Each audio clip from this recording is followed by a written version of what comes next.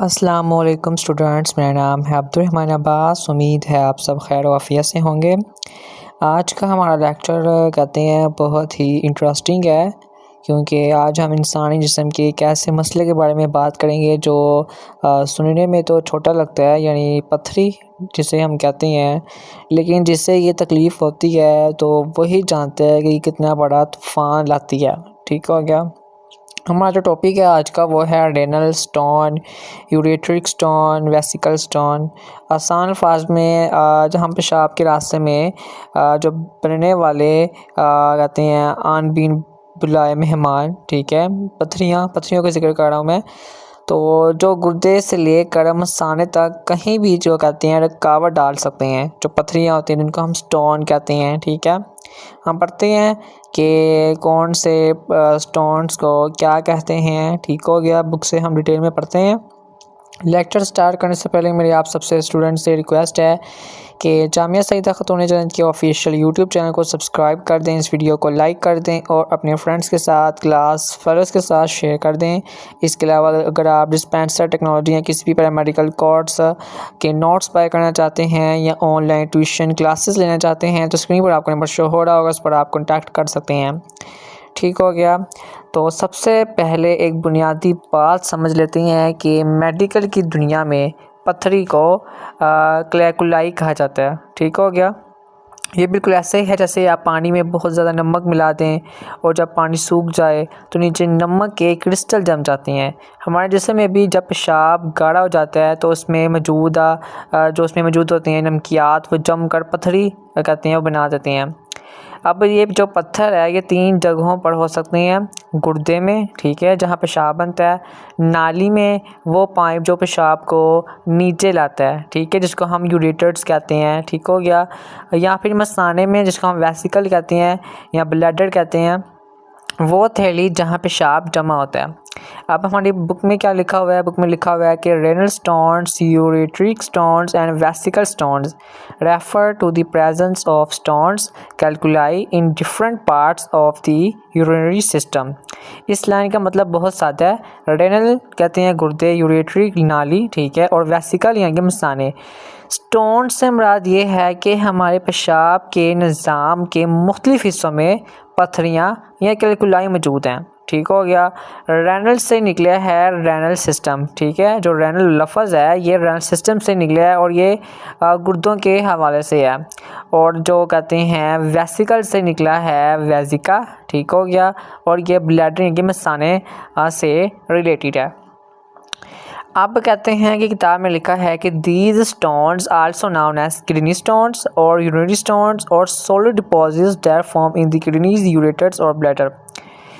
कहते हैं कि जो पत्थरियां हैं ये दरअसल सॉलिड डिपॉजिट्स होती हैं, ठीक है, यानी सख्त मादा होता है सॉलिड डिपॉजिट्स।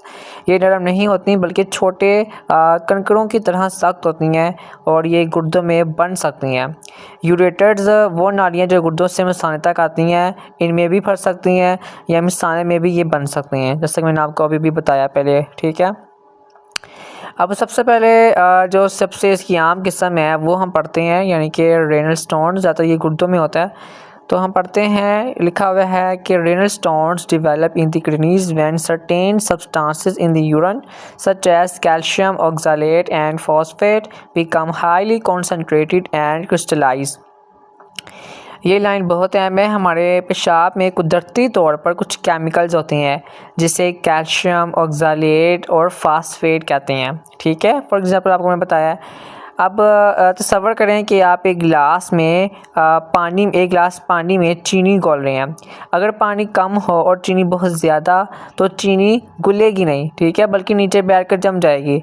तो बिल्कुल इसी तरह जब हम पानी कम पीते हैं तो हमारा पेशाब गाढ़ा हो जाता है, हाईली कॉन्सेंट्रेटेड हो जाता है। ठीक है, इसमें मौजूद ये मादे कैल्शियम वगैरह, ठीक है, आपस में जुड़कर क्रिस्टल बना लेते हैं और यही क्रिस्टल बड़े होकर पत्थरी बन जाते हैं। ठीक है।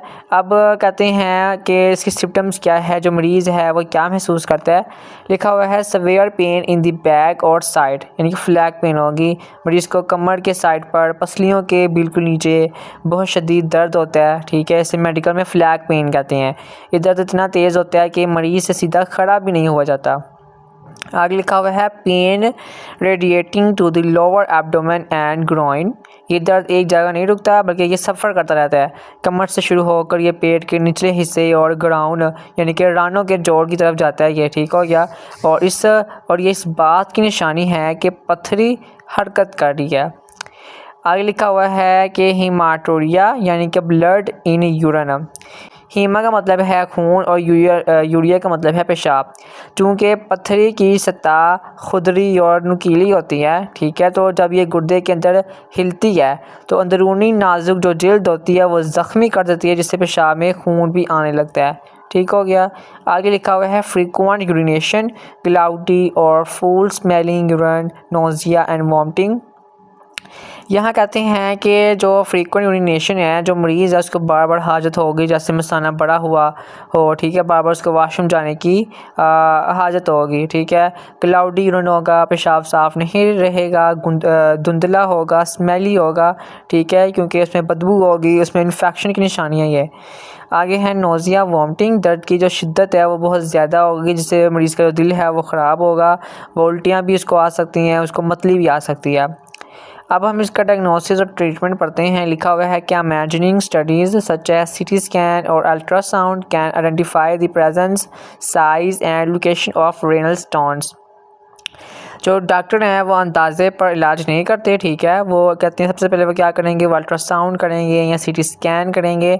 जब अगर आपने मेरे पिछली वीडियोस लेक्चर्स मेरे अगर आपने लिए हैं, मुझे आप शुरू से फॉलो कर रहे हैं, मेरे सारे लेक्चर्स अगर आपने लिए हैं तो आपको पता होगा कि जो डायग्नोसिस होता है उसमें हम मेडिकल हिस्ट्री भी चेक करते हैं, ठीक है, फिज़िकल एग्जामिनेशन भी लेते हैं, उसके बाद जो टेस्ट वगैरह होते हैं वो हम करते हैं।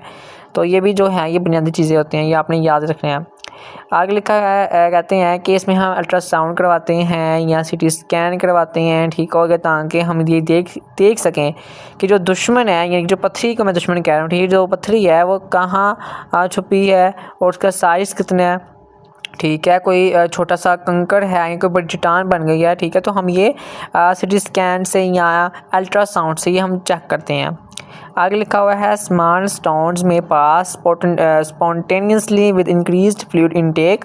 अब यहाँ खुशखबरी ये है कि अगर पथरी छोटी मसलन के 5 मिलीमीटर हो या 4 मिलीमीटर हो तो डॉक्टर साहब ये कहते हैं कि पानी पियो, बहुत सारा पानी, ठीक है। ज़्यादा पानी पीने से क्या होता है कि जो पेशाब है उसका बहाव तेज़ हो जाता है और पथरी पेशाब के रास्ते से खुद बाहर निकल जाती है, ठीक है। लेकिन अगर पथरी बड़ी हो तो फिर हमें क्या करना पड़ता है, फिर हमें लिथोट्रिप्सी करवानी पड़ती है। अगली लाइन में लिखा हुआ है shock wave lithotripsy uses sound waves to break up stones. यानी कि अगर पथरी बड़ी हो तो एक ख़ास टेक्नोलॉजी इस्तेमाल होती है जिसे हम कहते हैं लिथोट्रिप्सी, ठीक हो गया। इसमें ऑपरेशन नहीं किया जाता बल्कि जिस्म के बाहर से ही आवाज़ की लहरें यानी कि साउंड वेव्स पथरी पर मारी जाती हैं, जो उसे तोड़ कर रेत बना देती हैं, ठीक हो गया, उससे सैंड रेत बना देती हैं। फिर जो ये रेत है ये पेशाब के ज़रिए ही निकल जाती हैं, बाहर आ जाती हैं। ये हमने पढ़ लिया है रेनल सिस्टम के बारे में, रेनल स्टोन्स के बारे में, ठीक हो गया। अगला जो है स्टोन्स का नेम वो लिखा हुआ है यूरेट्रिक स्टोन्स। ये क्या होते हैं रीड करते हैं, बुक में लिखा हुआ है ureteric stones are kidney stones that have migrated and become long in the ureter and the tube connecting the kidneys to the bladder. ये असल में गुर्दे की ही पथरी होती है जो वहाँ से निकल कर यानी कि यूरेटर्स, ठीक है, यूरेटर जिसको हम कहते हैं वो बड़ी नाली है जो गुर्दे से पेशाब पसाने तक लाती है, ठीक है, ये यूरेटर में फंस जाती है।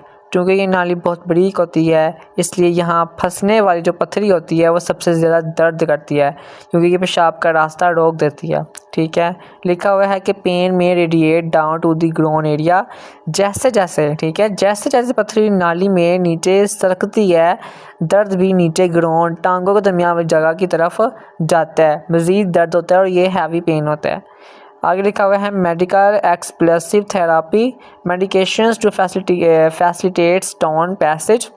यहाँ डॉक्टर ऐसी दवाइयाँ देते हैं जो यूरेटर के पट्ठों को क्या कर देती हैं, रिलैक्स कर देती हैं, ढीला कर देती हैं। जब नाली खुल जाती है तो जो पथरी होती है उसको गुजरने का रास्ता मिल जाता है और वो मसाने में गिर जाती हैं, ठीक है। उस तरह वो फिर पेशाब के रास्ते से बाहर आ जाते हैं। अब अगला जो है वो है ब्लैडर स्टोन या जिसको हम वेसिकल स्टोन भी कह सकते हैं। इसके बारे में लिखा हुआ है कि vesical stones form in the bladder when minerals in urine crystallize and clump together. ये कब होता है? ये तब होता है जब मसाना पूरी तरह खाली ना हो रहा हो। मिसाल के तौर पर अगर एक बर्तन में पानी खड़ा रहे तो नीचे काई जम जाती है, ठीक है। इसी तरह अगर मसाने में पेशाब बाकी रह जाए, जैसे बुज़ुर्गों में प्रोस्टेट के मसले की वजह से होता है, ठीक है, तो वो पेशाब गाढ़ा होकर वहीं क्रिस्टल बना लेता है जो जुड़कर पथरी बन जाते हैं। अब इसकी अलामात क्या होंगी कि इसमें मरीज़ को पेट के निचले हिस्से में दर्द होता है और पेशाब करने में बहुत दुश्वारी होती है, यानी कि डिफ़िकल्टी यूरिनेटिंग होता है। ठीक हो गया। इसके इलाज में इन्होंने लाइन लिखी हुई है कि larger stones may require intervention such as cystolitholapaxy, removal of stones through cystoscopy और लिथोट्रिप्सी। ये लफ्ज़ थोड़ा मुश्किल है, इसे तोड़ कर पढ़ें, क्रिस्टोलिथोलैप्सी। ठीक हो गया। इस तरीक़ेकार में डॉक्टर एक पतली ट्यूब जिसे हम कहते हैं साइटोस्कोप, ठीक है, पेशाब की नाली के ज़रिए मिसाने में डालते हैं। इसके आगे कैमरा होता है और एक छोटा सा आला लगा होता है जो पथरी को वहीं तोड़ता है और टुकड़े बाहर निकल आते हैं। कोई चीरा लगाने की ज़रूरत नहीं पड़ती। ठीक हो गया। तो ये मैंने आपको 3 कहते हैं स्टोन्स के बारे में बता दिया है, लेकिन लास्ट पर इसके वो भी पढ़ लेते हैं। प्रिवेंशंस लिखी हुई हैं कि इलाज से बेहतर परहेज़ है, ठीक है। हम पढ़ लेते हैं, staying hydrated by drinking N adequate amount of water. सबसे अहम और आसान जो हल है वो यही है कि पानी पिएँ, ठीक है। रोज़ाना कम से कम 8 से 10 गिलास जो हैं रोज़ाना पानी पिएँ, क्योंकि जब पेशाब पानी की तरह साफ़ होगा तो उसमें क्रिस्टल बनने का मौका ही नहीं मिलेगा। ठीक हो गया। आगे dietary modifications to reduce the intake of substance that contribute to stone formation. आगे ये है कि अपनी खुराक पर नज़र रखें। ठीक हो गया। जिन जिन चीज़ों से पथरी बनती है उन्हें कम करें। जो नमक है उसका इस्तेमाल ज़रा कंट्रोल करें, का हाथ हौला रखें। गोश्त जो है वो भी मीडिएट लेवल पर खाएं, ज़्यादा ना खाएं। पालक और टमाटर जो हैं ऐसी जो जिसमें ऑक्सलेट वाली सब्ज़ियाँ होती हैं वो भी मुनासिब जो है मकदार में खाएं। तो जी मेरे प्यारे स्टूडेंट्स, आज हमने पढ़ा है और सीखा है और समझा है स्टोन्स के बारे में, किडनी स्टोन्स के बारे में, रेनल स्टोन्स, ठीक, जिनको हम कहते हैं। तो उम्मीद है आपको समझ आई होगी। फिर भी अगर आपका कोई सवाल हुआ या कोई बात आपको समझ में ना आई तो आपने कमेंट सेक्शन में पूछ लेना है। कमेंट सेक्शन मैंने आपके लिए खुला हुआ है, जैसे लोगों ने घर के दरवाजे खोले होते हैं, मैंने आपके लिए कमेंट सेक्शन अपना खोला हुआ है।